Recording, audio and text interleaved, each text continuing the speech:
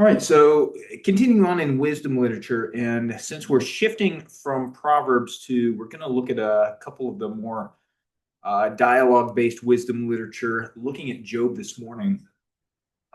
The format's going to be just a little bit different than what we've done previously.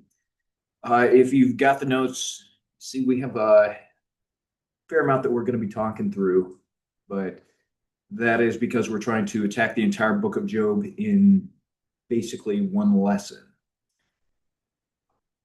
So, beginning with Job, so look at the introduction. So, when we ask questions about the provenance of the book of Job, we don't have an author, we don't have a date of composition. There's a fair amount of dialogue as far as, was this written around the time of Solomon? Was this pre-exilic when it was written down? Those are things that are wrestled with. We ultimately don't know. There's some challenges when we come to the book of Job because the book of Job has some of the most difficult Hebrew in the entire Old Testament.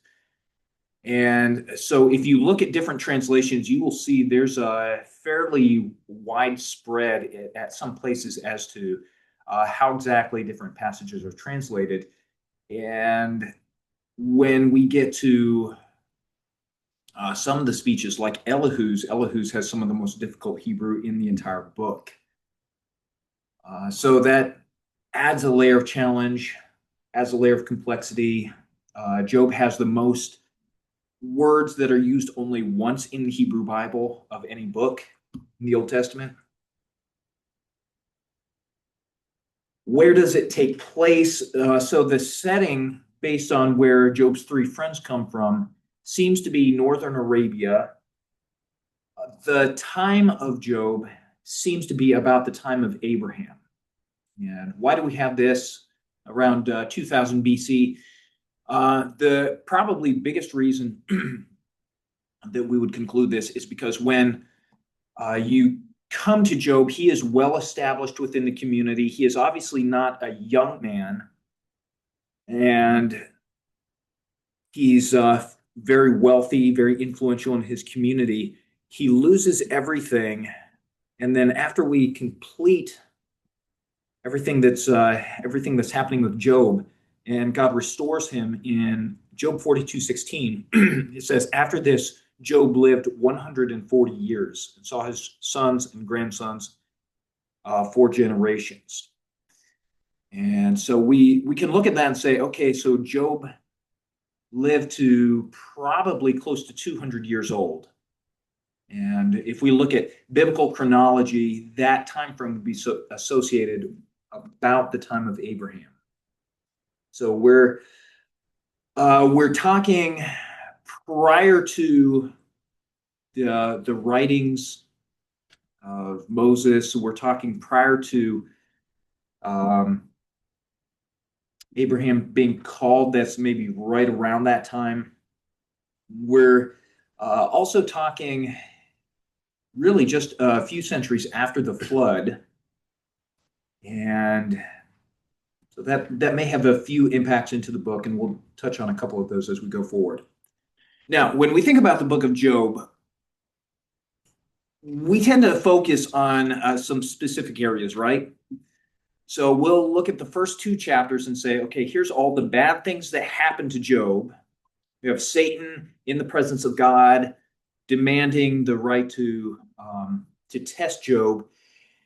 And then we have the last 5 chapters, which is where God shows up and confronts Job.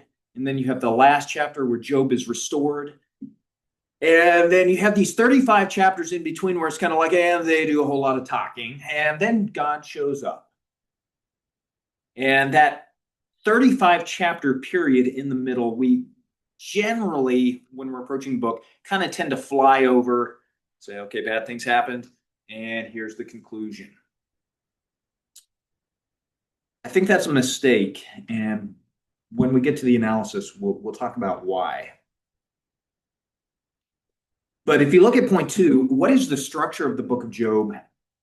We'll see, like many Old Testament books, it follows a chiasm.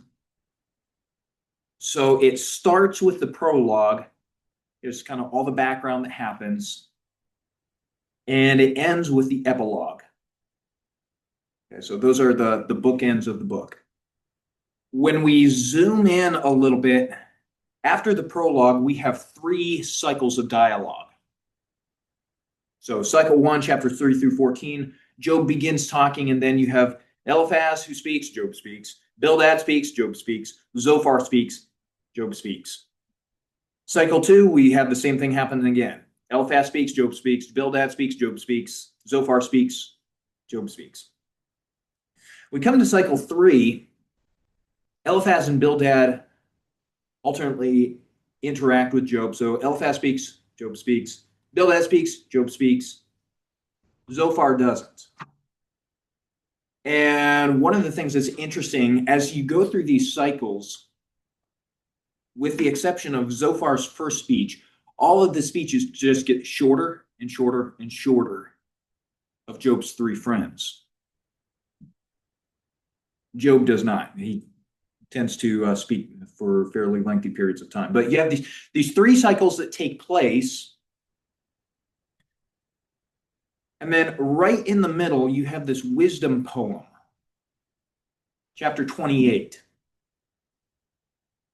Chapter 28 is kind of a pivot point in the book, and we'll take a look at that when we get there. But then right after that, we have a series of 3 lengthy monologues. So first of all, we have Job's monologue, which takes 3 chapters, and we'll take a look at what he's doing there. Then we have this 4th character, this 4th friend, individual show up, Elihu. And he goes on from chapter 32 to chapter 37. And then as soon as he's done, then you have God show up, and God goes for 4 chapters. And then we have the epilogue. Okay, so chiastic structure. The pivot point seems to be chapter 28. And with that, let's go ahead and jump into the actual analysis of what's going on in Job. So let's start with prologue. Okay, so a prologue is where we tend to focus, because prologue, okay, what do we learn here? We have Satan is able to come to the presence of God. That's fascinating to us. God highlights Job. We have these rounds that you have Satan saying, God, you are blessing Job, and because of that, Job is responding to you. But if you take away everything he has, he will curse you to your face. And what's interesting through the first 2 chapters is there's actually a wordplay such that anytime it says he will curse you to your face, the word that's actually used is bless. It's like basically see if he will bless you to your face. And you get to the end. Job loses everything. What does he do? He blesses God. And so Satan, in that respect, loses the wager, as it were. But we look at the prologue, we spend our attention there. But in reality, when we look at the book, that's just the setting for the real point of the book. What is the central point of the book? And it's going to be found in those 35 chapters of dialogue that take place, and then the 4 chapters that take place with God. So the dialogue is really the point of the book. So we're going to have to spend some time looking at that if we're going to understand what's actually going on. Continuing on in the prologue, Job is portrayed as a genuinely righteous man. And this is important because when we get into the dialogues, we have Job's 3 friends who are saying, you are not righteous. And we have Job who's saying, no, I am righteous. And this is important for the reader because as we come to Job, we understand through the first two chapters that, yes, indeed, from God's evaluation, Job is a righteous man. And this helps us understand as we're reading the rest of the dialogue, who do we evaluate? How do we evaluate them? God himself highlights Job's righteousness to Satan. Chapter 1, verse 8, have you considered my servant Job? For there is no one like him on the earth, a blameless and upright man, fearing God and turning away from evil. And then Satan brings up the question, does Satan fear God, or does Job fear God for nothing? Have you not made a hedge about him and his house and all that he has on every side? You have blessed the work of his hands, and his possessions have increased in the land. But put now forth your hand and touch all that he has. He will surely curse you to your face. What is Satan saying here?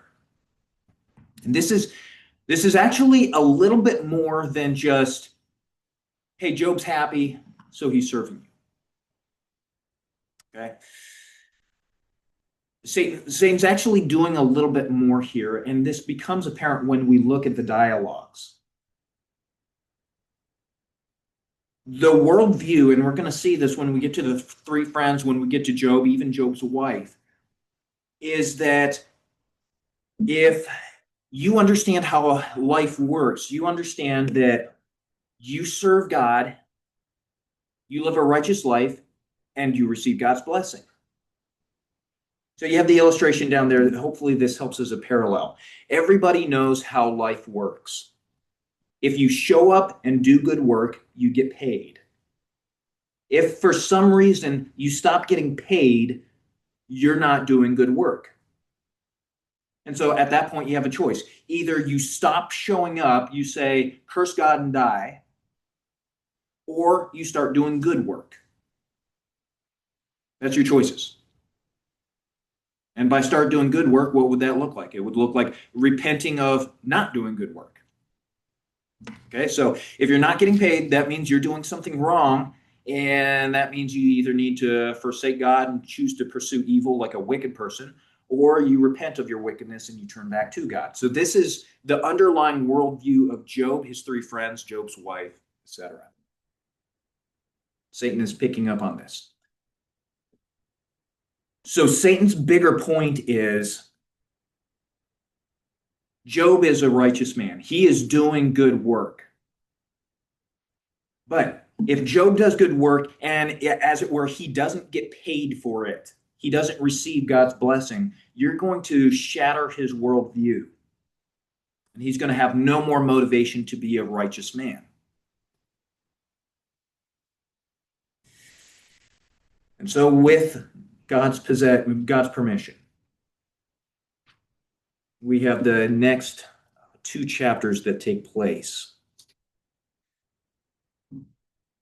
We see, we'll just hit some of the highlights here. In verse 13, chapter 1, on the day when his sons and his daughters, so he has 7 sons and 3 daughters, which would be looked at certainly as the blessing of God, the divine blessing upon Job. He has posterity. He has great wealth. We see that he has 7,000 sheep, 3,000 camels, 500 yoke of oxen, 500 female donkeys, many, many servants, the greatest of all the men of the East, 10 children. So very blessed of God. And yet in one day, what happens? His sons and daughters are eating and drinking wine in their oldest brother's house. Messenger came to Job and says, the oxen were plowing and the donkeys feeding beside them, and the Sabeans attacked and took them. They also slew the servants with the edge of the sword, and I alone have escaped to tell you. While he was still speaking, another came and said, the fire of God fell from heaven and burned up the sheep and the servants and consumed them, and I alone have escaped to tell you. While he was still speaking, another also came and said, the Chaldeans formed 3 bands and made a raid on the camels and took them and slew the servants with the edge of the sword, and I alone have escaped to tell you. And while he was still speaking, another also came and said, your sons and your daughters were eating and drinking wine in the oldest brother's house. And behold, a great wind came from across the wilderness and struck the 4 corners of the house, and it fell on the young people and they died, and I alone have escaped to tell you. So in one fell swoop, we have Job's wealth, his posterity taken, and then we look at chapter 2. Satan then takes away his health.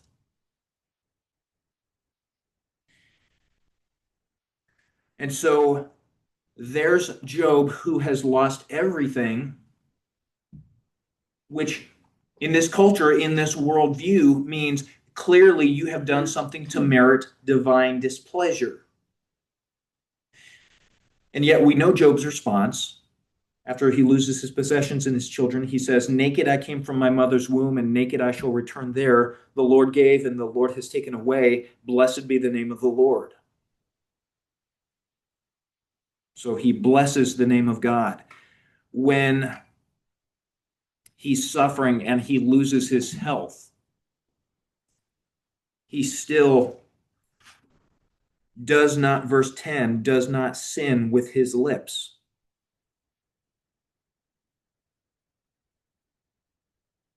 Now, what's kind of interesting is when we look at Job's wife, and she's the subject of a lot of negative flack because of her response. When Job is suffering physically, his wife says to him, do you still hold fast your integrity? Curse God and die. And we look at that and say, well, maybe Satan left his wife because he knew that she would be even worse to him than taking her. But there's more going on here. First of all, remember, what did Job's wife lose? Yeah, she has lost everything as well. She is now, in one sense, solely responsible for making sure Job stays alive. In this culture, her choices right now are pretty slim, and they involve things like, well, you can become a prostitute or you can beg. So this is where she is at. And remember, she holds the same viewpoint as Job and his three friends. You get blessed if you're righteous. You get cursed if you're not righteous. She looks at Job and she says, do you still hold fast your integrity? She knows Job is a righteous man.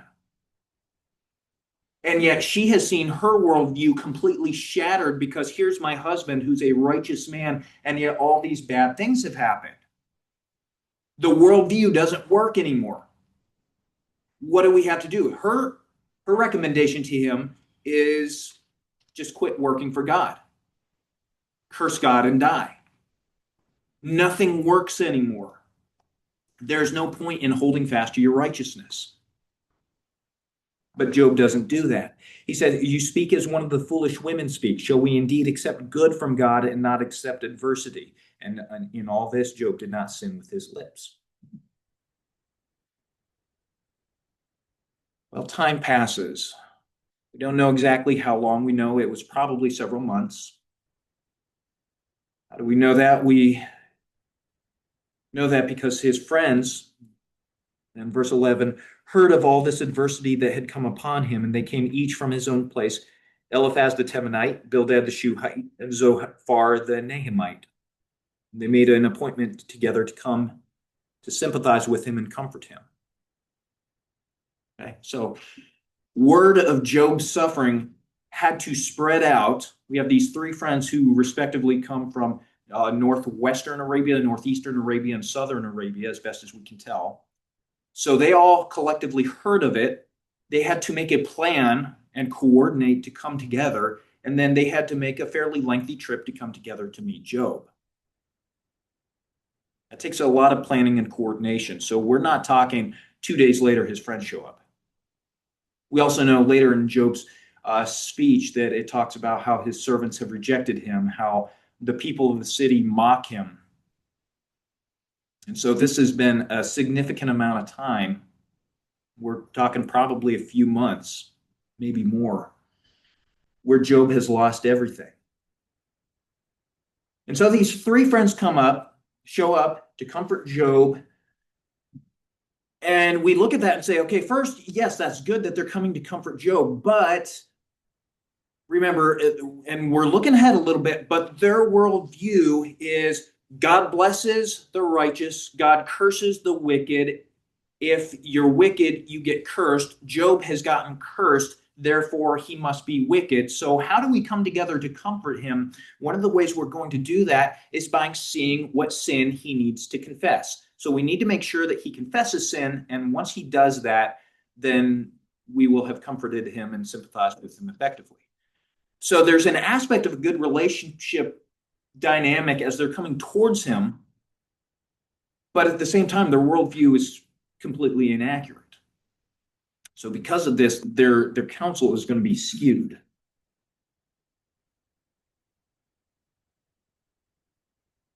So they come Verse 12, they lifted up their eyes at a distance. They did not recognize him. They raised their voices and wept, and each of them tore his robe and threw dust over their heads toward the sky.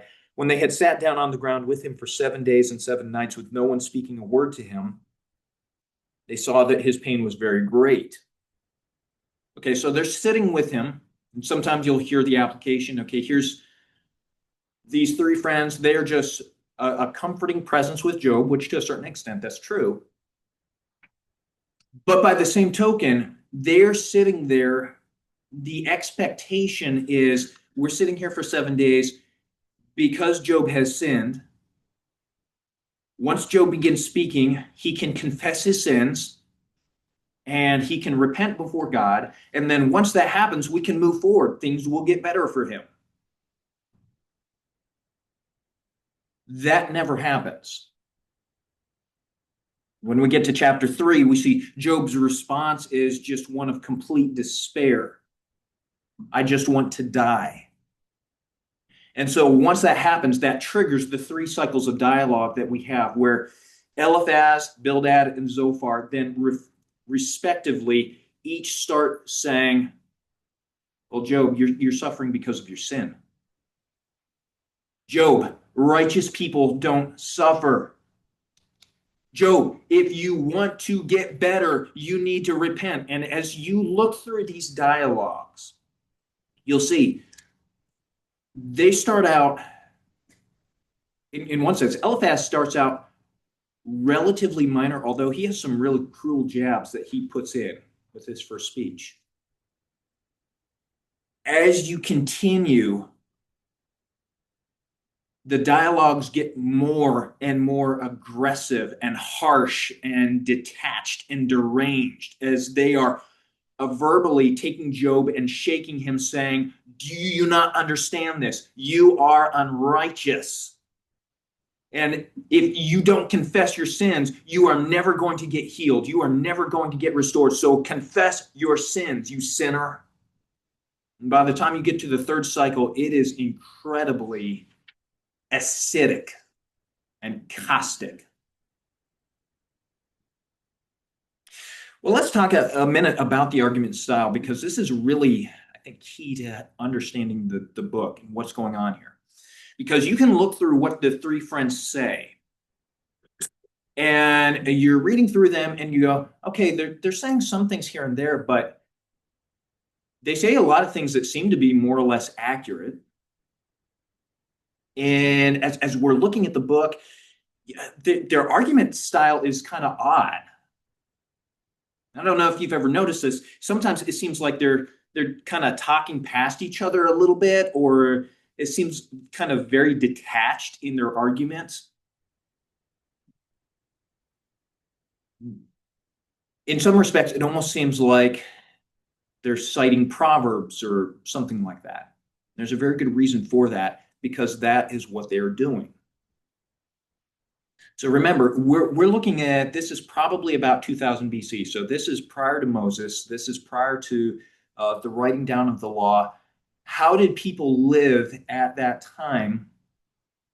And at this point, historically, people would learn from the wisdom of the ancients. The viewpoint was the ancient wisdom is the good wisdom. And so at this point, actually, Shem is probably still alive. We know he lived for several hundred years after the flood.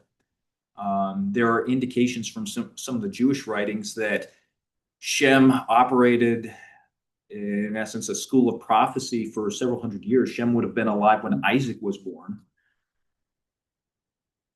And so you have these individuals who are either just, they went through the flood and they saw the world prior to the flood, or they have close association with them. And those are the ancients. Those are the wise ones. Those are the ones who give us principles for how do we live our lives. Well, in the ancient world, up until Socrates, about 500 BC, learning in the ancient world was not innovation, creation. Let's dig, let's learn about the world, let's study. And instead, you get the wisdom from your ancients and you memorize it.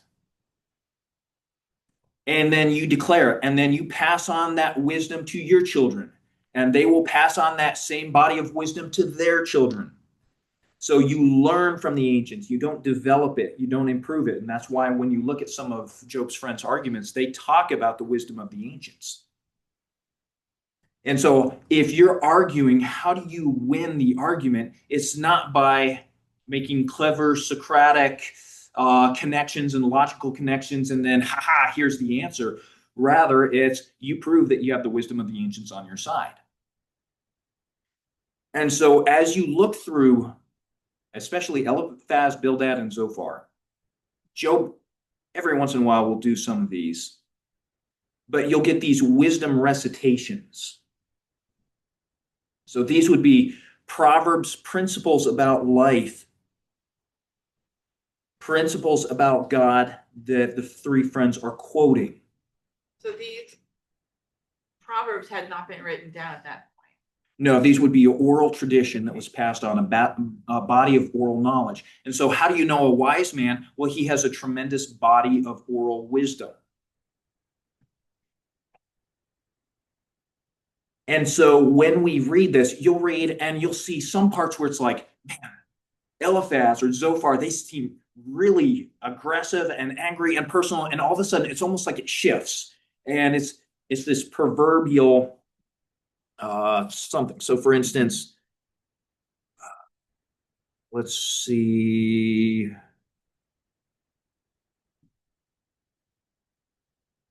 Let's do Eliphaz in chapter 4. So Eliphaz begins answering, if someone ventures a word with you, will you become impatient? But who can refrain from speaking? You have admonished many, you have strengthened weak hands, your words have helped us tottering to stand, you have strengthened feeble knees, but now it's come to you, and you're impatient. It touches you, you're dismayed. Is not the fear of God your confidence, and the integrity of your ways your hope? And then it's like this, click, change channels. Whoever perished being innocent? Where were the upright destroyed? Verse 10, the roaring of the lion and the voice of the fierce lion and the teeth of the young lions are broken. The lion perishes for lack of prey. The whelps of the lionesses are scattered. You go, that just sounds almost different in tone. Chapter 5 is chock full of them. It almost sounds like a fortune cookie as you're reading through some of these.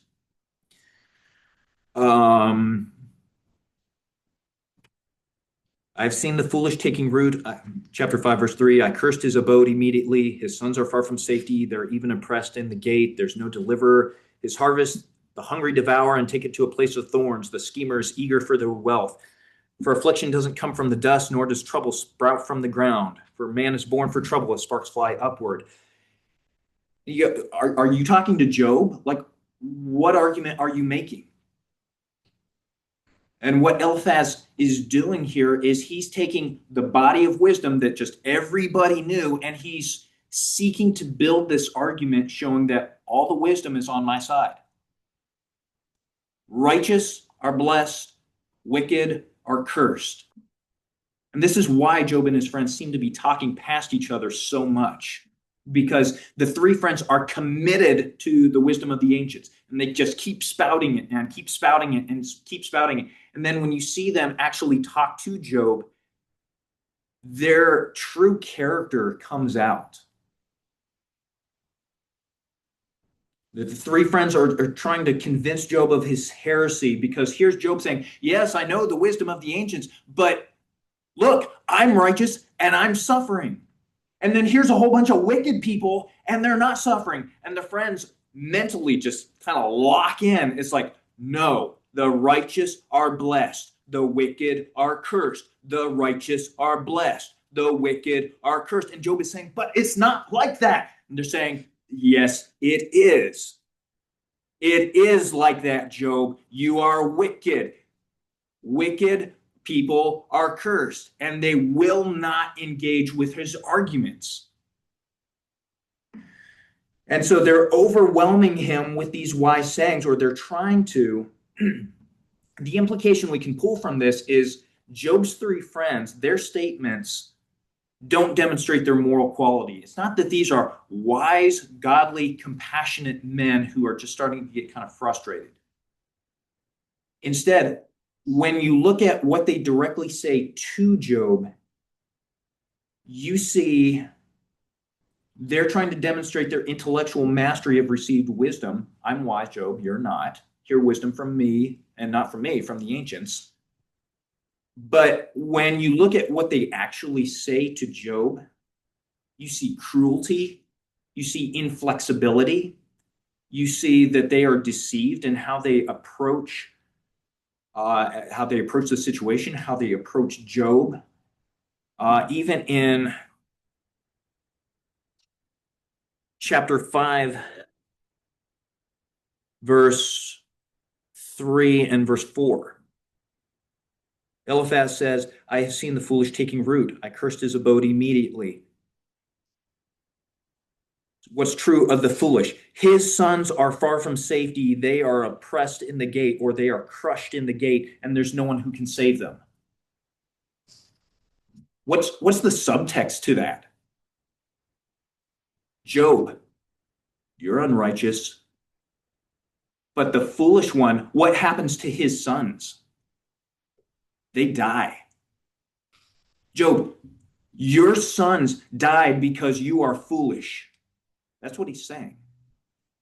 And as we go through these, we see this pops up again and again, where your sons died because of their own sin against God. They died because they were wicked. You're suffering because you're wicked. They just keep pushing and pushing. Shelley. So are you saying that all their ancient wisdom is not true? That none of the stuff that they're saying is true? There's an aspect in which it's true. And that's why you can look through it. And some people do and say, well, they seem to be saying a lot of good things. Well, so I've always read it and been very confused because I read it and think, well, they sound right. Mm-hmm. And so if you take their received wisdom, we could look at it similar to the book of Proverbs. Is it generally true? Generally, do the righteous flourish? Do the wicked receive judgment? Yes. And we know ultimately this is true. And yet the three friends, Job's wife, all look at that and say, this should be absolutely true. If you're living righteously in this life now, you should receive the blessings of God in this life now. Yeah. And the three friends say, we are committed to this. This works. Job is saying, I'm committed to this, but this isn't working. And Job's wife is saying something very similar. He is righteous, but this isn't working for him. When you say working, do you mean he's not being blessed? Yeah, this is definitely not a time of blessing for him. Yeah. And so because of that, they're able to start wrestling with this issue, because you have these three friends who are trying to solve the problem of evil. And they're saying the problem of evil is that you're evil, therefore you experience evil. So these three friends, do they know God? I mean, do they worship God? Or do they just have limited knowledge of the character of God? They have I'll just say they have very limited knowledge of the character of God, and yet they think that they have the full picture of what's going on. And so they're walking in, they have this much knowledge of God and his ways, and they think they have this much. And in reality, the wisdom of God is far, far, far bigger than even they anticipate. And yet they're going in going, we have the answer here. It seems that their apprehension of God is very transactional rather than relational. Very vending machine theology. Yeah. Oh, vending machine theology. I like that. If you are righteous, you get good. If you're wicked, you get the wicked can of soda. And that's how God operates. And when Job rejects them and keeps saying, but this doesn't work, they get more and more upset. Because Job, by rejecting the traditional wisdom, you are in essence a heretic. And it's becoming blindingly obvious to us that you are wicked. How do we know you're wicked? Because you're rejecting the ancient wisdom. And yet Job is saying, but I have legitimate questions here that they're not engaging. And in reality, God is the resolution, which is why it's not resolved until he shows up at the very end. Let's take a look at the three friends and make some observations from them. So Eliphaz, Bildad, and Zophar apparently come from a fair distance to meet with Job. Initially, their portrayal is relatively positive. They came to sympathize with and comfort Job. And yet, as we've discussed, their wisdom teaches them that blessing comes to the righteous, calamity comes to the wicked. And so they're seeking to demonstrate that Job is wicked through traditional wisdom. Now, Eliphaz's vision sets the tone for their argument. So let's read that. Starting with chapter 4, verse 12. This helps us understand some of where they're coming from, because all three friends buy into Eliphaz's vision here. So Eliphaz, he's speaking, he starts talking, and then he says this. Now a word was brought to me steadily, and my ear received a whisper of it. Amid disquieting thoughts from the visions of night, when deep sleep falls on men, dread came upon me and trembling, and made all my bones shake. Then a spirit passed by my face, and the hair on my flesh bristled up. It stood still, but I could not discern its appearance. A form was before my eyes. Silence, and then I heard a voice. Here's the message. Can mankind be just before God? Can man be pure before his maker? Now, theologically, we could say, well, no. And yet we want to read this in context of Job 1 and 2, where God himself says Job is a righteous man. He puts no trust even in his servants, and against his angels he charges error. How much more those who dwell in houses of clay, whose foundation is in the dust, who are crushed before the moth. Between morning and evening, they are broken in pieces. Unobserved, they perish forever. Is not their tent cord plucked up within them? They die yet without wisdom. So the picture here that Eliphaz is developing is that man in God's sight is loathsome. He's pathetic. He is weak. The inference is God really doesn't care about man, which he then follows up with the end of the vision in chapter 5, verses 1 and 2. Call now. Is there anyone who will answer? And to which of the holy ones will you turn? The idea that God and his angels are so far above you, you can't even turn to them. You know, what do? You just seek to live your life, realizing that you're loathsome in God's sight. And so you don't want to be wicked, because then you receive calamity. Verse 2, for anger slays the foolish man, and jealousy kills the simple. What's his point there? His point with verse 1, heaven is indifferent to man's suffering. The second verse, if you're angry, parenthetically, over injustice and undeserved suffering, Job, or if you're jealous, if you're envious over inequality, such as the perceived prospering of the wicked, then you are a fool.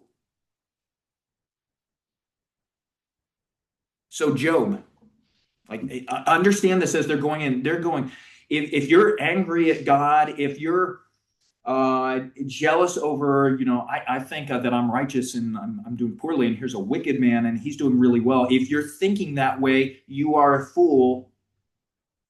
And so out of hand, we're going to reject you and your arguments and everything else, and we're not even going to entertain those. You do not question the ancient wisdom. If you question the ancient wisdom, that's going to be really, really bad. So we're not even going to entertain the possibility that maybe Job is correct. And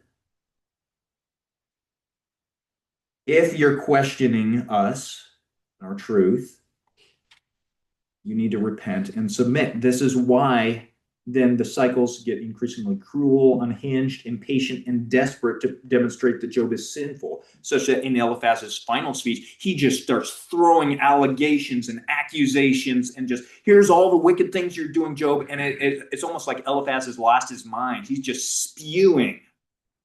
And you're going, where is this coming from? Because he must demonstrate that Job is wicked, because that's how life works. Everybody knows this. So they are coming at Job in ways that they are saying there is a direct correlation between what one is and does and what one gets and experiences in life. So they're sort of like deists. And the way that the clock is wound up is in a perfect one-to-one correlation. Very mechanistic in Right. how they're approaching this. And yeah, as we look at Job, and we'll see him in just a moment, it's different in that that's his underlying framework, but he's saying this isn't working, and yet he keeps going to God and crying out to him, and every single speech he gives some sort of prayer or some sort of personal consideration. Like he's really wrestling with this, whereas his friends are like one-dimensional blocks. Nope, we're not changing. You're wrong. You're wrong. You're wrong. You're wrong. You sinned. But Tim, when we, maybe and as I observe my fellow Protestant Christians, we think in lenses that deal with human depravity, divine holiness. And so their words make sense to us when we think in those terms. But those are not the terms that you're saying, the way the book is framed. Yeah, the righteous and the wicked. We're not looking at this in an absolutistic New Testament sense. In what sense? Like, is Job saying he has never ever sinned ever at any point? No. But he is saying, in my standing before God, I am right. I have done what is right. I have done what is demanded of me, and I have done it out of love for God. And chapters 1 and 2 make that very clear. Yes, that is in fact true. And so when we turn to Job from these three mechanistic, unyielding friends who have their little box of theology, but they actually don't understand as much as they think they do, we turn to Job, we see a little bit of a different picture. Linda. This is making me think something I haven't really thought before, and that's that this is just another loss to Job. That not only has he lost his family in death, he has lost socially. Right. Everybody is looking at him saying he is a wicked man, not just these three friends. And one other note, one of the things we see from the three friends is they are pushing really hard, because if they accept Job's premise, what's true for them? Or potentially true for them? Right, because they lose their worldview.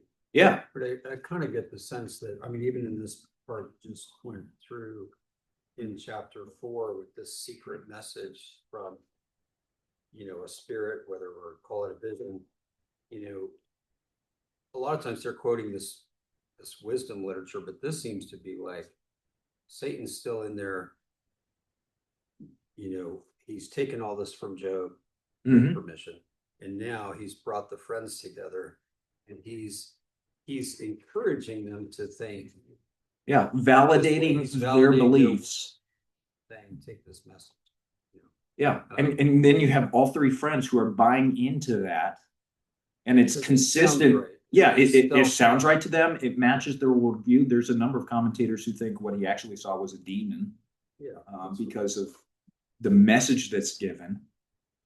And wait, they think that the friends were demons? The friends, Eliphaz's vision, when he says, I saw this spooky something or other that said basically the disquieting vision in the night. When he was trying to sleep, and he felt a spirit glide past his face and could see it in darkness. And yeah. But his hair stood up on end, and he took that it says a vision from God. Yeah, So but basically- there's good reason to think that is not the case because of the content of the vision. Well, here in contrast, here's Job, who begins by wishing for death. But if you track Job's thinking through the next several cycles of arguments, his thinking develops. He begins just wishing he could die, but then over time, he starts wishing for the resurrection. He starts hoping in the resurrection. He also starts really pushing into the fact that God is treating me unjustly. And if I could litigate God in a fair court of law, I would win because there's nothing that God could hold against me to condemn me. Like, this is not right. And his arguments, as we go through, they often waver between faith and doubt. He prays to God regularly in his dialogues, and yet his friends never do, which is interesting. His friends never once pray. He notes that the righteous do suffer. He proclaims his own righteousness. He makes it very clear that in cases, the wicked often do prosper. And so his conclusion then is that he is suffering unjustly. So his conclusion then is God has somehow cruelly made Job his target, even though he doesn't deserve it. And hence his desire for litigation. So that's the three friends. That's Job. And then we come to chapter 28. And as we mentioned, this is the pivot point of the chapter. And this is, when you get to this, all of a sudden it almost feels like someone hit the channel change button again. Because you get this chapter that's completely disconnected from everything that's been said. You have this discussion of wisdom, which is very different than anything Job has been saying or his three friends have been saying. Surely there is a mine for silver and a place where they refine gold. Iron is taken from the dust and copper smelted from rock. Man puts an end to darkness, and to the farthest limit he stretches out the rock in gloom and deep shadow. He sinks a shaft far from habitation, forgotten by the foot. They hang and swing to and fro, far from men. The earth, from it comes food. Underneath it is turned up as fire. Its rocks are the source of sapphires. Its dust contains gold. The path no bird of prey knows, nor has the falcon's eye caught sight of it. The proud beasts have not trodden it, nor has the fierce lion passed over it. He puts his hand on the flint. He overturns the mountains at the base. He hews out channels through the rocks. His eye sees anything precious. He dams up the streams from flowing, and what is hidden he brings out to the light. You have this poem, and a number of commentators will argue this is probably inserted by the narrator, because he's recognizing you have the friend's wisdom that doesn't work. You have Job's wisdom, which he's observing that their wisdom doesn't work. Three friends, God blesses righteousness and curses evil, therefore Job is evil. Job is saying God blesses righteousness and curses evil, but there's injustice because I'm suffering and wicked men aren't. And you get to this impasse at the end. And then you have chapter 28, which talks about digging for treasure. And it says, man is able to dig for things of value and to find things of value. And this first movement is just digging that out. Here's wealthy people who dig wealth out of the earth. And yet, verse 12 through 22, wisdom is of supreme value, but man can't get it through his own efforts. Where can wisdom be found? Where's the place of understanding? Like, if man could dig out wisdom, he would, but he can't. Verse 15, pure gold cannot be given in exchange for it. Silver cannot be weighed as its price, cannot be valued in gold of Ophir, in precious onyx or sapphire. He goes through verse 20. Where then does wisdom come from, and where is the place of understanding? It is hidden from the eyes of all living and concealed from the birds of the sky. Abaddon and death say, with our ears we have heard a report of it. You cannot find wisdom, humanity, by yourself. So where then do you find wisdom? This is really significant for Job and his three friends who have been relying on ancient wisdom from their fathers. Well, did their fathers have some sort of secret, did they dig a mine and find the treasure trove of wisdom? No. The third movement makes that clear. Where does wisdom come from? Verse 23, God understands its way. He knows its place. He looks to the ends of the earth and sees everything under the heavens. When he imparted weight to the wind and meted out the waters by measure, when he set a limit for the rain and a course for the thunderbolt, he saw it and declared it wisdom. He established it and searched it out. And to man he said, behold the fear of the Lord, that is wisdom. And to depart from evil is understanding. What's the answer? Where do we find wisdom? God. It's by turning to God, because he is the source of wisdom. Tim, can I ask categorically, is Job speaking in what we call epistemology? Like, is he truth, knowledge, a right understanding of things, or is wisdom not a one-to-one correlation of what we tend to think of when we say knowledge? Knowing, I know this is right, I know this is true. Yeah, what he's talking about here, or the narrator, if it's a narrator insertion, is talking about here is the wisdom that comes from God, the wisdom to understand how does life operate, especially as we're talking about wisdom and wickedness and blessing and cursing and foolishness. And so there's three different categories of wisdom we could describe. Man's wisdom in his just ability to dig and to say, here is gold, here are sapphires, and to creatively, he sinks a shaft and they hang and swing to and fro. That's a really interesting picture of mining and creativity.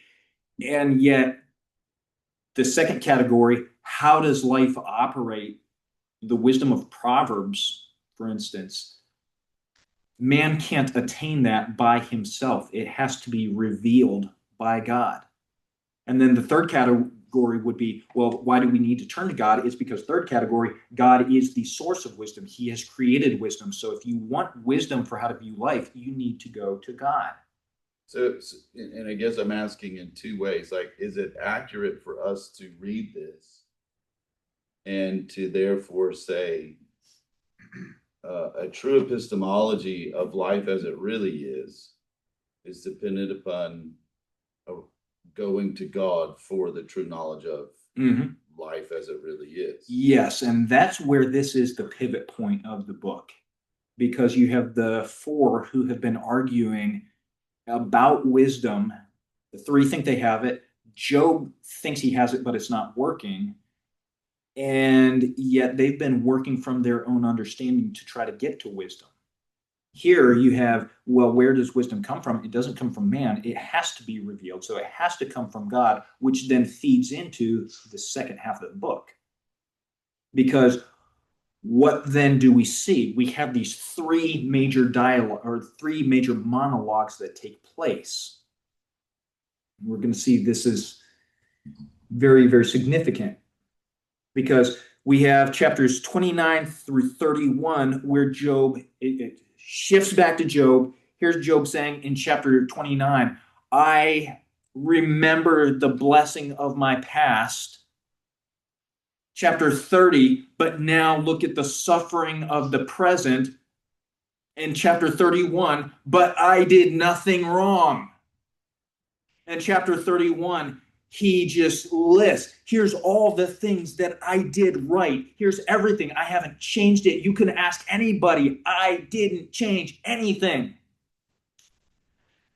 So he is there after chapter 28. Where does wisdom come from? It comes from God. Here's Job, snap back to him. He's saying, I didn't do anything wrong. I should be getting blessed. This is not just. God is being unjust. He is being cruel. He has made me his target. And he comes to the final part of his imprecation. Verse 38, if my land cries out against me and its furrows weep together, if I have eaten its fruit without money or caused its owners to lose their lives, let briars grow instead of wheat and stinkweed instead of barley. The words of Job are ended. And with that, done. I'm not saying anything else. The argument is over. And his three friends just stare at him, and they have nothing to say. And then you have Elihu, the most enigmatic figure in the entire book, who is apparently sitting there observing. We have some individuals who will say this guy is an arrogant blowhard who offers nothing to the discussion. He doesn't advance things at all. And then there are some who look at him and say, he is the transition to God. And there's even an argument that can be made that he is a type of Christ. Because just some interesting side notes real quick. Elihu means he is my God. He's the son of Berachel, which means the God-blessed one. The Buzite, which means shame, of the family of Ram, which means high and exalted. So here you have this man who's called, he is my God, the son of the blessed God, who is of the people of shame, but who is high and exalted. And you have this man who is introduced, and he speaks. He's the youngest. You have these descriptions of him. His anger burned against Job because Job justified himself instead of God. And his anger burned against his three friends because they had found no answer and yet had condemned Job. You know, Elihu had waited to speak to Job because they were years older than he. And when Elihu saw that there was no answer in the mouth of the three men, his anger burned. So he starts, and he goes through chapter 37. Many, many chapters. And he says, I'm going to address the issue. The three friends have not been addressing what Job has said. I am going to address what Job has said. So, whereas the friends have been saying, you're suffering because you sinned, Elihu says, wait a minute. I'm going to take a different tact. You guys are just asserting that Job has sinned. Job is saying, no, I'm righteous. And God is treating me unjustly. I'm going to come in with a different argument. My argument is going to be that Job, there's a purpose in suffering that goes beyond simple retribution. And I'm going to also argue that you are sinning because of your suffering. Uniquely, where the three friends just completely talk past Job and ignore his arguments, and they just keep asserting, Elihu responds to Job's words. So he keeps quoting Job. Job, you said this. And then he will make a rebuttal. And then he'll close with a concluding observation. Then he'll quote Job again. Then he'll make a rebuttal. And then he'll make a closing observation.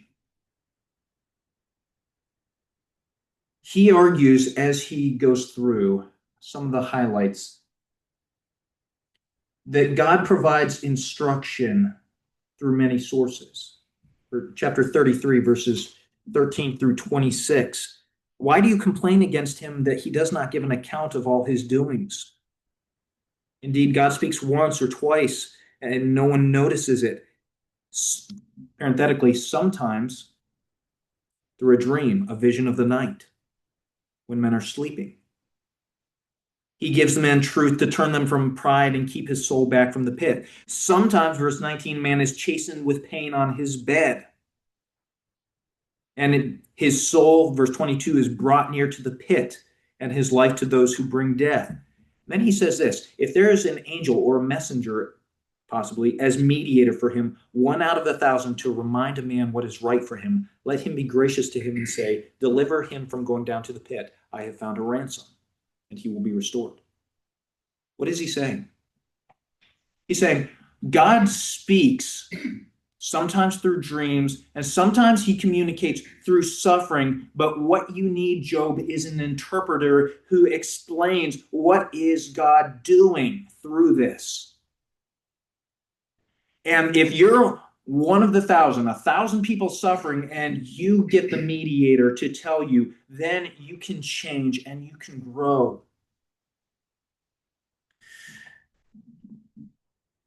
He argues that verses 27 through 30, God allows suffering so that man would see greater light.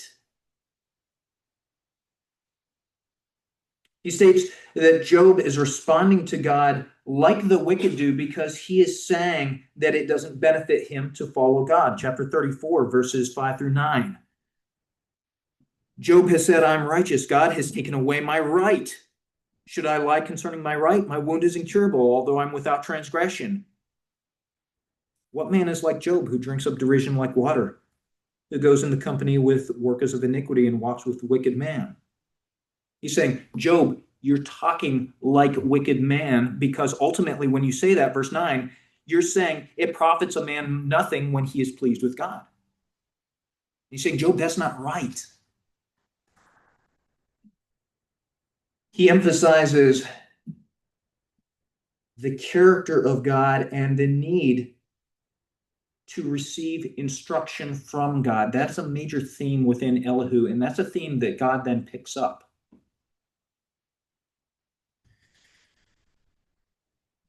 For time's sake, I'm going to have to drop down a little bit.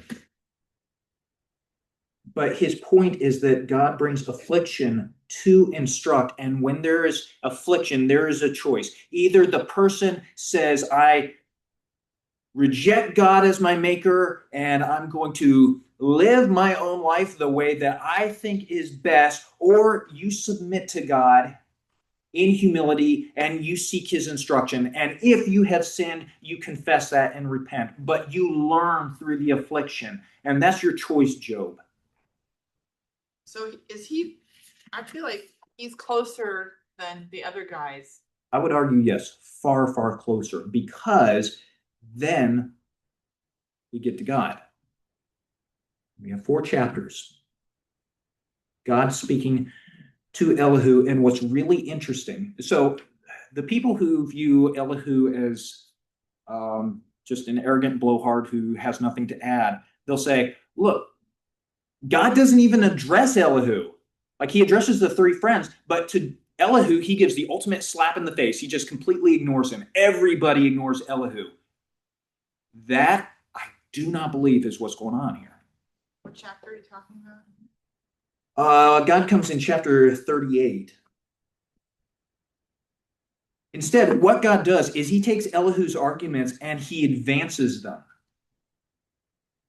So, for instance, Elihu looks at Job's words in suffering. God does the exact same thing, using some of the exact same verbiage.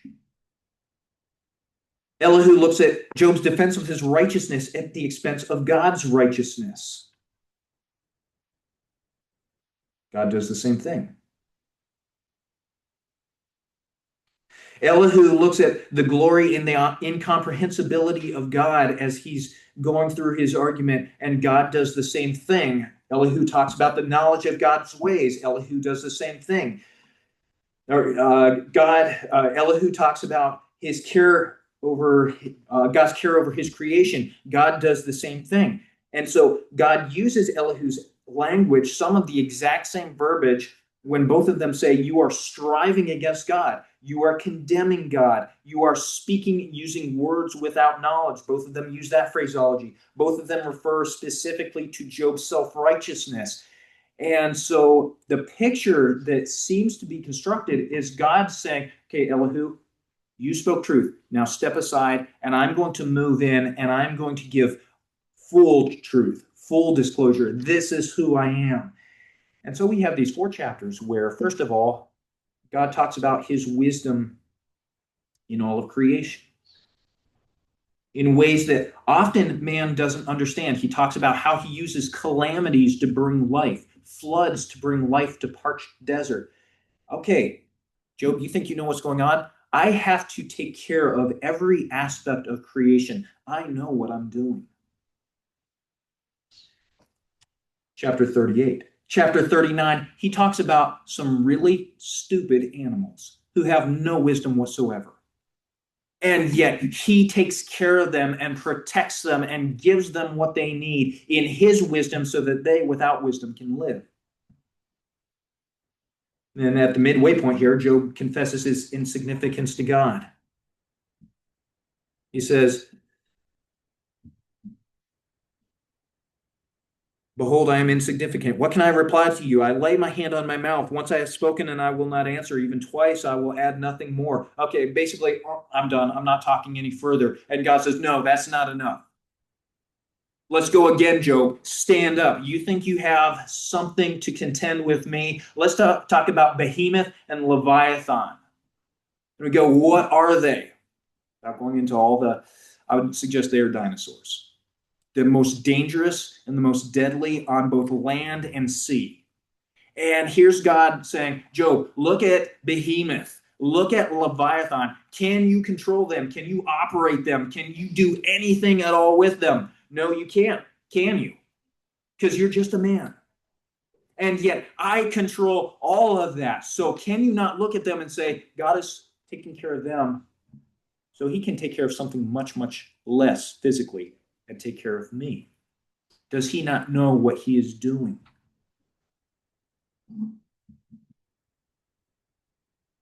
Job's response, chapter 42, I know that you can do all things and no purpose of yours can be thwarted.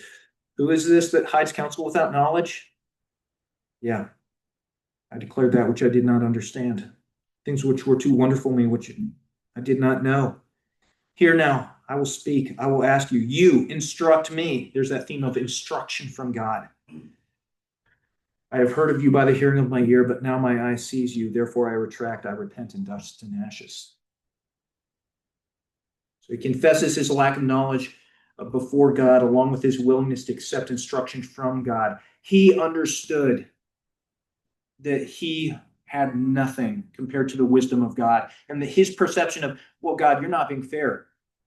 Now he realizes there's something much bigger going on. Okay, Lord, what do you want from me? Instruct me, and I will learn. In that respect, he spoke rightly of God.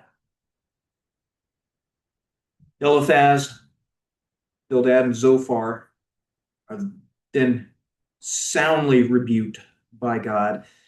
God says, my anger is kindled against you and your two friends because you have not spoken of me what is right, as my servant Job has. Verse 8. I will accept Job's offering so that I may not do with you according to your folly. The word there is literally your evil, wicked foolishness. One of the most strong rebukes that could be given. And so in the end, we know the ending. Job is restored. Job is blessed. And so as we're thinking about understanding Job, we can't understand it by kind of piecemealing. The meaning of the book comes in the entire book.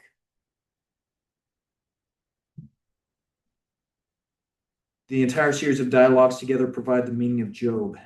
Job and his friends had vending machine theology, yet of the four, only Job realized that the accepted wisdom was inadequate. Satan, for his part, suggested that Job's righteousness was predicated on blessing. He's righteous because he's being blessed. Well, God disproves that. But in the process, in the wisdom of God, it's not just, here, look, Satan, I proved that I'm right.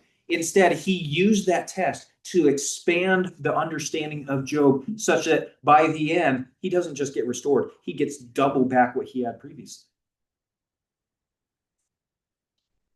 Which is God's purpose for Job in the suffering.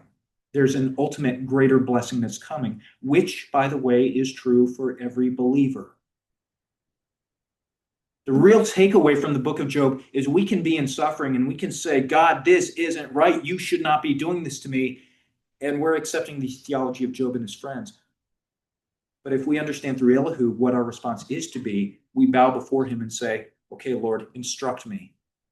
Where I have sinned, forgive me. Teach me of your ways. And the end of that will always be greater blessing. So in suffering, we have two choices. Rely on our understanding of what God should or should not do and respond like the wicked, or we trust the character of God, recognizing that his wisdom and power far exceed ours, and we seek to learn of him in the midst of the suffering. Let's go ahead and land there. So that is a flyby tour of Job, Very good, Tim. but hopefully something that